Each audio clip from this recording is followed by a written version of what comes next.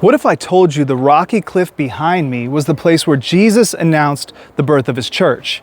This is Caesarea Philippi at the base of Mount Hermon, the pagan stronghold of the first century. We have shrines to Pan, the altar to Zeus, carvings of false gods, and a cave the locals call the Gates of Hades, just right there behind me.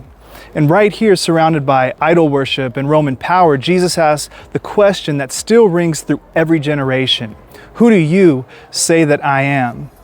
In this video, I'll unpack 3 key moments that make this spot one of the most defining scenes in all of Scripture. The confrontation of worldviews, the confession of the rock, and the commission of the church. But before we climb into it, go ahead and hit the like button so people get to see they get to see where Bible actually happened. So moment 1, the confrontation of worldviews. And so if you look behind me, we see this pagan stronghold that I talked about. But Matthew 16 says Jesus came into the region of Caesarea Philippi. Now, this was a strategic move. He brought his disciples to the most spiritually corrupt place in northern Israel, filled with temples to Caesar, to Zeus, to Pan, to Nemesis, to ask the question of identity. The message was clear. If you can confess me here, you can confess me anywhere. So this was the clash of the kingdoms. Every false god carved into these rocks claimed power over life, over fertility and death. And Jesus walked in saying with the language of, I am the Christ, the Son of the living God. But he needed to stage the question to his disciples, to his apostles, out the mouth of hell to prove that truth overthrows the competition. Which brings us to moment 2, the confession of the rock. So Peter steps up and he says, you are the Christ, the Son of the living God. So Peter wasn't expressing any sort of polite theology. No, his statement was rebellion against Rome, and also against Jewish belief in one sentence. And Jesus answers, blessed are you, Simon Bar-Jonah. On this rock I will build my church, and the gates of Hades will not prevail against it. So think about it. Think about where he said that, right here, to what locals literally call the gates of Hades, or the gates of hell. And he wasn't talking about building a timid little movement hiding from evil. No, Jesus was declaring an offensive campaign. Remember, gates don't attack, gates are built for defense. So Jesus was saying, my church is going to storm hell's gates, and hell can't hold the line. So this is where confession becomes courage-driven truth spoken in hostile territory.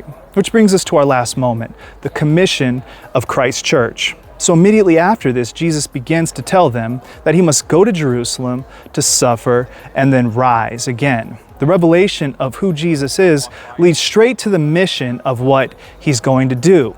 So Caesarea Philippi isn't just where the church was announced. No, it's where the cross was previewed. It's where Jesus prophesied about it. So the Messiah would conquer not by seizing power, but by laying down his life. It's from here. The next major event is the transfiguration on the slopes of Mount Hermon.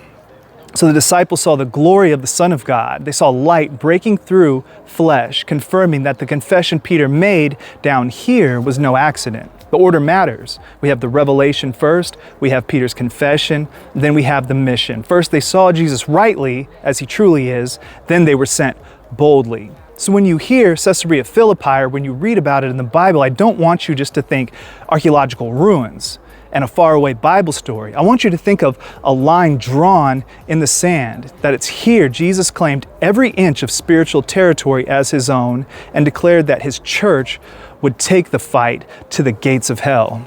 The world around you will always echo the idols of this place, power, pleasure, and pride. But the question hasn't changed. And every person needs to wrestle with, who do you say that Jesus is? If this helped you see Scripture in a new light, go ahead and like and share and subscribe for more faith-driven reason deep dives filmed right where it happened. And then drop a line in the comments about how that realization motivates you today. This is Apex Apologetic, equipping believers to engage culture with clarity and courage. I'm Dr. Sean Michael, and from Caesarea Philippi, remember, hell does have gates, but the church has orders. So move forward. I'll see you next time. Out.